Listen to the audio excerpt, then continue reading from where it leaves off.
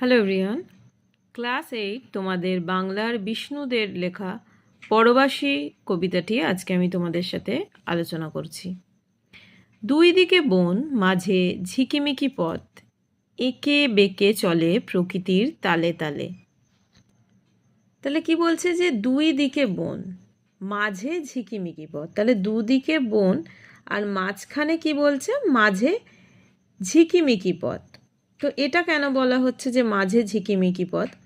দেখো, দুদিকে বনের মাঝে গাছের যে ফাঁক ফোকর আছে সেটা দিয়ে সূর্যের যে আলো সেটা তো ভেতরে ঢোকে, মানে সেটার একটা লুকোচুরি খেলা চলে। দিনের বেলা যে গাছ থাকে সেই গাছের পাতার ফাঁক দিয়ে সূর্যের আলো, আর রাত্রিবেলা কি হয়, রাত্রিবেলা জোনাকির আলো। দুদিকেরই এই বনের মাঝে কিন্তু পথ কিন্তু সেই ঝিকিমিকি করে। কি বলছে, এঁকে বেঁকে চলে প্রকৃতির তালে তালে। প্রকৃতির তালে তাল মিলিয়ে দুপাশের গাছপালা যেমন দাঁড়িয়ে রয়েছে, ঠিক তেমনই কিন্তু দেখো মাঝের পথটিও যেন সাবলীল ছন্দে এঁকে বেঁকে চলেছে। রাতের আলোয় থেকে থেকে জলে চোখ, নেচে লাফ দেয় কচি কচি খরগোশ। রাতেরও কিন্তু একটা অদ্ভুত একটা মোহময়ী আলো থাকে, আর সেই আলো আধারিতে জোনাকিজের চোখ মাঝে মাঝেই জলে, কেননা আমরা জানি যে সেটা মাঝে মাঝে জলে আর নেবে। এছাড়াও জঙ্গলে দেখো যে বন্য প্রাণীরা আছে, তাদের চোখের কথাও এখানে বলা হয়েছে, কেননা অন্ধকারে তাদের চোখগুলো কিন্তু জল করে ওঠে।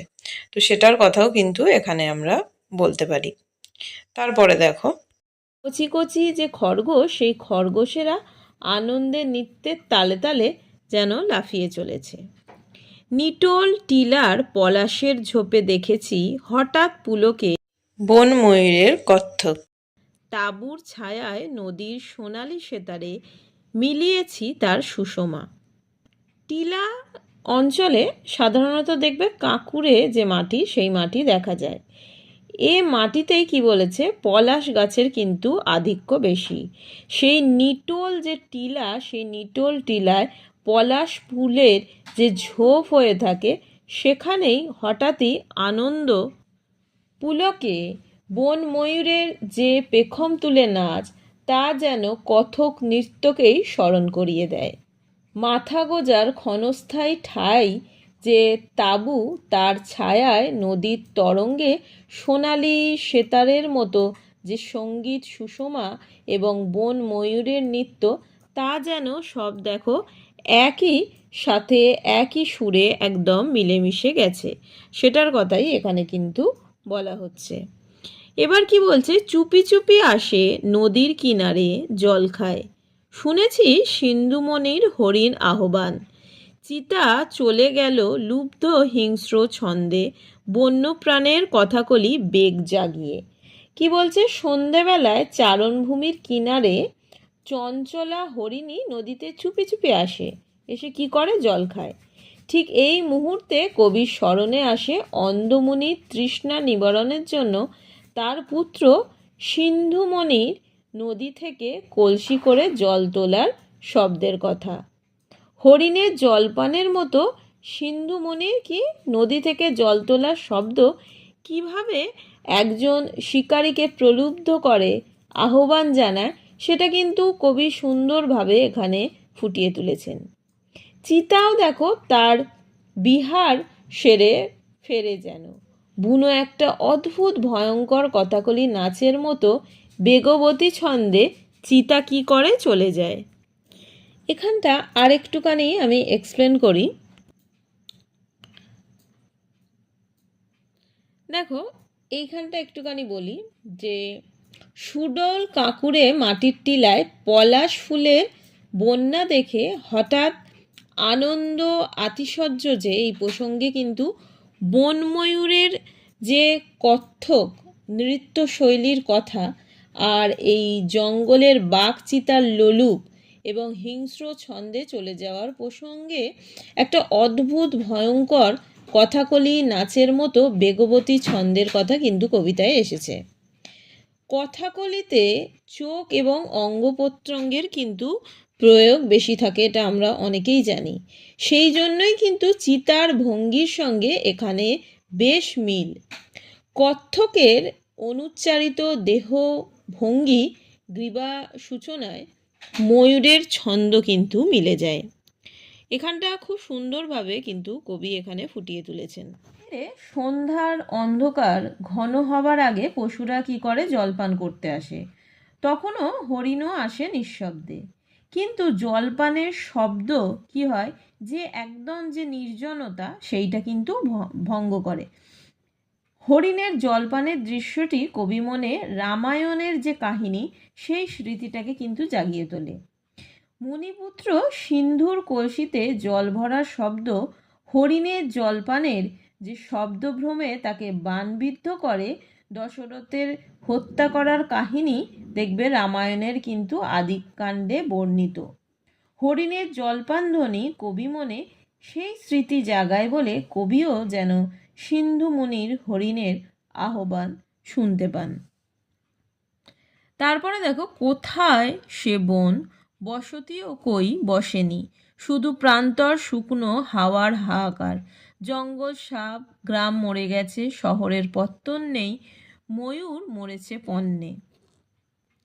তাহলে এখানে আমরা কি বলছি, যে দেখো গাছগাছালি, যে মানে বন বনানি সব সাফ হয়ে গেছে, বিস্তর এলাকা কি হয়েছে, শুকনো প্রান্তর বই আর কিছুই নয়।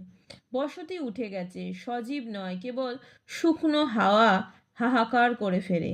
গ্রামের পর গ্রাম উচ্ছেদ হয়ে গেছে, গ্রামও নেই, নতুন শহরের পত্তনও হচ্ছে না। এরকম অবস্থায় ময়ূর তার সৌন্দর্যের গরিমায় ভোগবাদী দুনিয়ার কাছে আজ পণ্যে পরিণত। দেখো, ময়ূর আমরা জানি সৌন্দর্যে কিন্তু অতুলনীয়, কিন্তু তা শুধু সেটা অবলোকন করেই কিন্তু মানুষ তৃপ্ত নয়, মানে সেটা দেখেই কিন্তু মানুষ শুধু তৃপ্ত নয়। ময়ূরের নখ থেকে পালক পর্যন্ত সব কিছুই মানুষের কাজে লাগে। ময়ূরের পেখম দিয়ে টুপি তুলি তৈরি হয়, এমনকি ময়ূরের মাংস খুব সুস্বাদু, যেটা মানুষ খায়। অর্থাৎ ভোগবাদী যে দুনিয়া, সেটা কিন্তু ময়ূর এত মানে সুন্দর হলেও ময়ূরের মৃত্যু ঘটিয়ে তাকে কি করছে, একটা পণ্যে পরিণত করেছে, সেটাই কিন্তু এখানে বলা হয়েছে। তারপরে দেখো, কেন এই দেশে মানুষ মৌন অসহায়, কেন নদী গাছ পাহাড় এমন গৌণ, সারা দেশময় তাঁবু বয়ে কত ঘুরব, পরবাসী করে নিজ বাসভূমি গড়বে। তাহলে এখানটায় আমরা কি বলছি, দেখো মৌন মানে কি বলছে, মানুষ আজ বোবা হয়ে গেছে, ভীষণই অসহায়, যেন সমগ্র প্রকৃতি তথা নদী গাছ পাহাড় সবই কি বলছে আজ যেন অপ্রয়োজনীয়। প্রকৃতি মানুষ গ্রাম সবই ছিন্নমূল, মানে উদ্বাস্তু। প্রকৃতি ও মানুষ আজ এখানে কালোখানে, যেন বলছে দেখো এক তাঁবুর বাসিন্দা। সারা দেশে তাঁবু বয়ে বয়ে কি বলছে, যে আর কতটা ঘোরা যায় এইভাবে, সুতরাং নিজের দেশেই নিজে পরবাসী, নিজের ঘরেই নিজে বেঘর। কবি কবিতার শেষ চরণে সেই জন্য আক্ষেপ করে বলেছে, দেখো পরবাসী কবে তার স্বভূমি গড়ে তুলতে পারবে। তবে সম্ভবত এই পিছিয়ে যাওয়া বিরোধ যে প্রকৃতি তথা মানুষ তথা পরবাসী আর কখনোই তার নিজের যে জমি সেখানে কিন্তু পা রাখতে পারবে না। আমরা তাহলে এখানে মানে বুঝতে পারছি যে কবি নিজেকেই পরবাসী বলেছেন। বিষ্ণুদে এখানে প্রকৃতির বৈচিত্র্যের কথা বলেছেন, যে এখানে দেখো প্রকৃতির খেয়ালে চলা, একটু আমি আগের থেকে একটুখানি এক্সপ্লেন করছি। সেখানে প্রকৃতির খেয়ালে চলা আঁকাবাঁকা যে পথ আমরা দেখেছি, পলাশের ঝোপ, তাঁবুর ছায়া, ময়ূরের নৃত্য, হরিণের সাবধানে জল খাওয়া, কিংবা চিতার হিংস্র ছন্দ, সমস্ত ছবি কি বলছে, সমস্ত ছবি কিন্তু তিনি খুব সুন্দরভাবে ফুটিয়ে এঁকেছেন, এখানে আমরা দেখতে পেয়েছি। কিন্তু দেখো এই যে চতুর্থ স্তবক আছে, কবি কিন্তু সেখানে গিয়ে দেখাচ্ছে তিনি আশাহীন। তিনি সেখানে দেখিয়েছেন যে বসতিহীন খা খা প্রান্তর শুকনো হাওয়ার হাহাকার, গ্রামের অপমৃত্যু ময়ূরের পণ্যে পরিণত হওয়ার কথা, সেটা আমরা দেখতে পেয়েছি। এখানে যেন একটা নিরাশা আমরা দেখতে পেয়েছি, মানে সব যেন উদ্বাস্তু, প্রকৃতিপ্রেমী মানুষের ভিটে ছাড়া হয়ে আজীবন যাযাবর বৃত্তির ভয়ঙ্কর জীবনের কথা কিন্তু কবি এখানে বলেছেন। এখানেই কিন্তু তিনি নিজেকে সর্বশেষ তুলে ধরেছেন পরবাসী হিসেবে। আসলে সব কবিরাই কিন্তু পরবাসী, কেননা কবিরা বোধ, আবেগ, ভালোবাসা নিয়ে বাঁচে। এই সমস্ত কিছুই কিন্তু পণ্যবাদী দুনিয়ার কাছে ছিন্নমূল হয়ে যাচ্ছে। তাই কবি এবং সমস্ত মানবতাবাদী মানুষই পরবাসী। আজকের ভিডিওটা আমি এখানেই শেষ করলাম। নেক্সট অন্য কোনো ভিডিও নিয়ে তোমাদের সাথে আলোচনা করব।